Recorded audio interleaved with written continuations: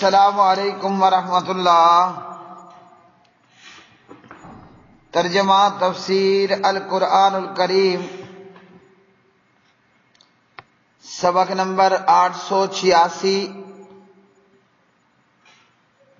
سورۃ الفرقان، آیت 45 تا 46، پارہ نمبر 19۔ اعوذ باللہ من الشیطان الرجیم۔ الم تر الی ربک کیف مد ظلہ ولو شاء لجعله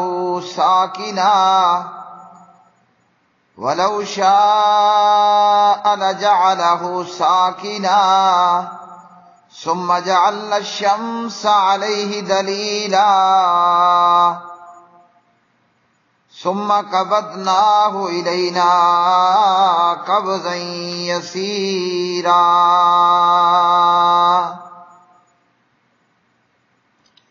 کیا تو نے اپنے رب کو نہیں دیکھا؟ اس نے کس طرح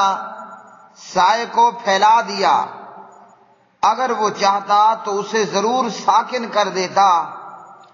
پھر ہم نے سورج کو اس پر دلالت کرنے والا بنایا، پھر ہم نے اسے اپنی طرف سمیٹ لیا،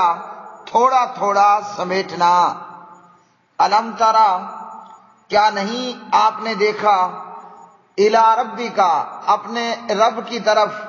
کیفا کہ کیسے، مدہ اس نے پھیلا دیا،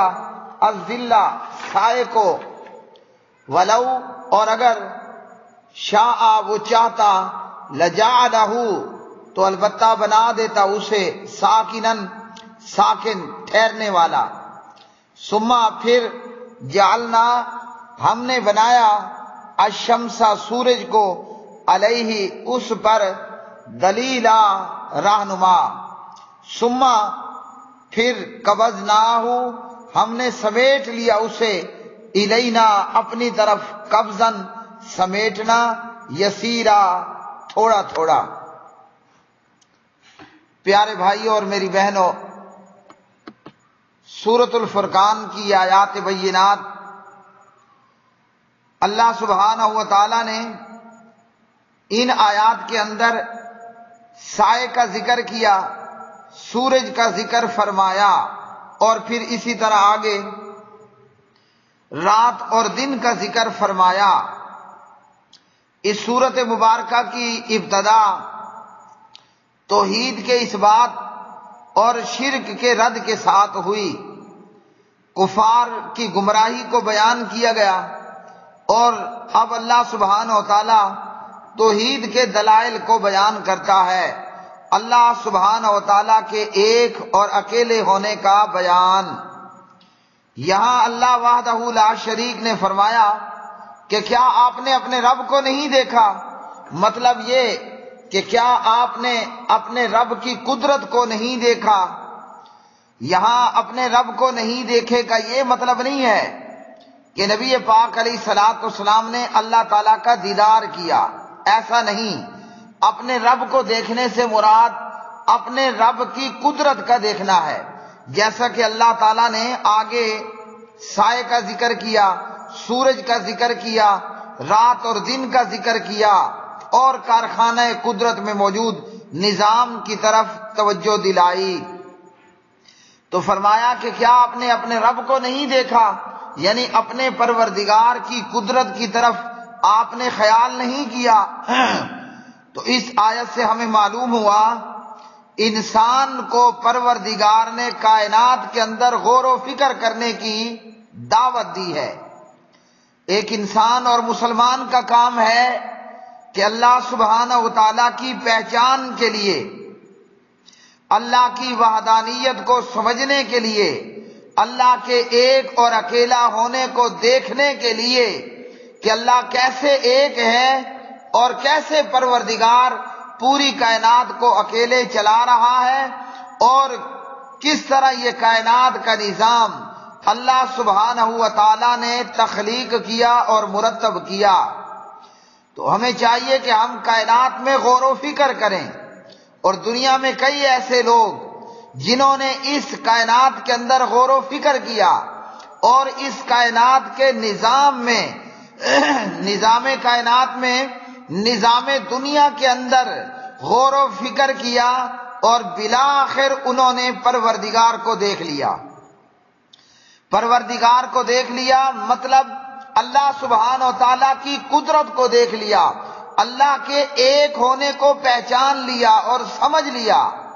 کہ یہ کائنات اپنے آپ نہیں بن گئی، اس کا بنانے والا، تخلیق کرنے والا بھی ہے، اور اس کا پیدا کرنے والا، اس کا چلانے والا بھی ہے۔ تو اللہ رب الرحمن نے اس آیت کے ساتھ اور ان آیات بینات کے ساتھ انسان کو یہ دعوت فکر دی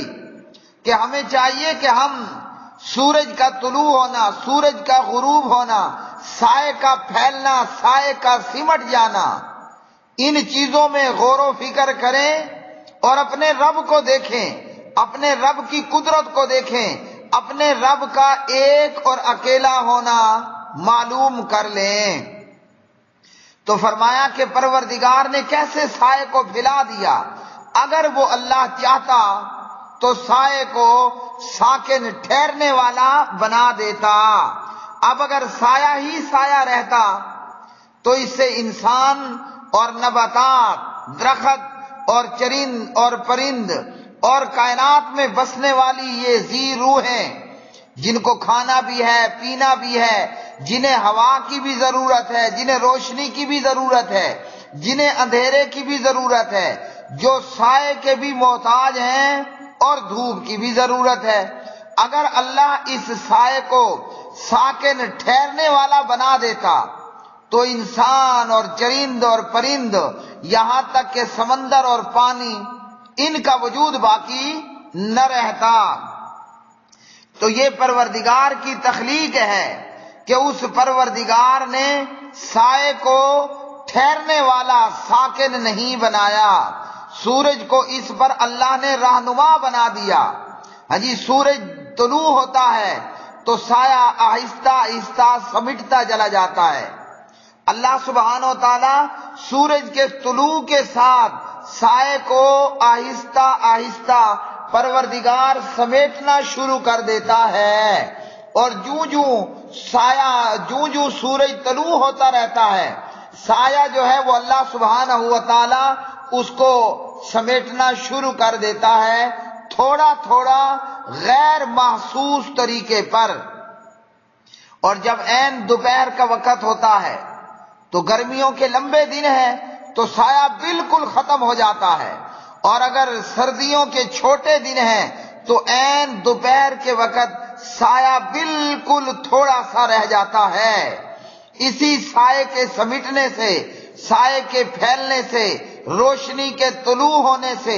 تمام جانداروں کے وجود کا اللہ سبحانہ و تعالیٰ نے کارخانہ قدرت پیدا فرما دیا اور چلا دیا، یہاں تک کہ اگر ہر وقت روشنی ہی روشنی ہو اور سایہ نہ ہو تو انسان اور جاندار زندہ نہ رہ پائیں، اور اگر اسی طرح دوسرا معاملہ ہے کہ بالکل سایہ ہو تو جاندار کا وجود باقی نہ رہے، اور اگر بالکل روشنی ہی روشنی ہو، دھوپ ہی دھوپ ہو تو انسانوں اور جانداروں کے ساتھ ساتھ سمندر اور دریا بھی خشک ہو جاتے۔ لیکن یہ پروردگار کہ اس نے سائے کو پھیلا دیا اور پھر وہ پروردگار اسے تھوڑا تھوڑا کر کے سمیٹ لیتا ہے۔ تو یہ نظام دنیا، یہ نظام کائنات، اللہ نے یہ پوری کائنات تخلیق کی، اور اس پوری کائنات میں غور و فکر کرنے پر ہم اپنے رب کو جا پا لیتے ہیں، اپنے رب کی قدرتوں کو دیکھ کر پروردگار کو جان لیتے ہیں، اور یہ بھی معلوم ہو جاتا ہے کہ وہ احد بھی ہے، وہ الصمد بھی ہے، وہ ایک بھی ہے، اکیلا بھی ہے، اور ہے بھی بے نیاز و بے پرواہ۔ تو کائنات میں غور و فکر کا درس دیا کہ آپ کے رب نے کیسے سائے کو پھیلا دیا، سایہ پھیل گیا، اور پھر اللہ رب العالمین نے اس سائے کو تھوڑا تھوڑا کر کے سمیٹ لیا۔ سورج کا طلوع ہونا، سائے کا سمٹتے چلے جانا، اور عین دوپہر کے وقت یا تو سایہ سرے سے ختم یا پھر برائے نام رہ جاتا ہے، اور پھر سورج جوں جوں غروب کی طرف جاتا ہے، سایہ پھر اللہ سبحانہ و تعالی اس کو پھیلانا شروع کر دیتے ہیں۔ تو یہ سب کچھ کرنے والا کون؟ یہ پروردگار، وہ جس کے پاس آسمانوں کا غیب ہے اور زمین کا غیب ہے، اور وَإِلَيْهِ يُرْجَعُ الْأُمُورُ، سب کام اسی پروردگار کی طرف ہی لوٹائے جاتے ہیں۔ تو یہ سائے کا سمیٹنا اور پھیلنا، روشنی کا پھیلنا اور غروب ہونا، یہ پروردگار کا تخلیق کیا ہوا نظام ہے، اور انسان کو یہ دعوت فکر ہے کہ اپنے رب کی پہچان کے لیے، اپنے رب کو دیکھنے کے لیے، رب قدرتوں کو پانے کے لیے کائنات میں غور و فکر کرو، تو یہیں سے معلوم ہوگا کہ کائنات کوئی بنانے والا بھی ہے، کائنات کوئی چلانے والا بھی ہے۔ اور جب یہ معلوم ہو جائے گا تو پھر غور و فکر کرنے والے کے سامنے یہ بات ظاہر ہو جائے گی کہ وہ پروردگار ہے، اور وہ ایک ہے، تن تنہا اکیلا ہے، اور وہ بے نیاز ذات ہے۔ تو جو خوش بخت ہوگا وہ اللہ کی توحید پر، اللہ کے ایک اکیلے ہونے پر ایمان لے آ کر دنیا آخرت کے اندر سرخرو ہوگا، کامیاب ہوگا اور کامران ہوگا۔ اللہم تقبل منا انک انت السمیع العلیم وتب علینا انک انت التواب الرحیم، وآخر دعوانا الحمد للہ رب العالمین۔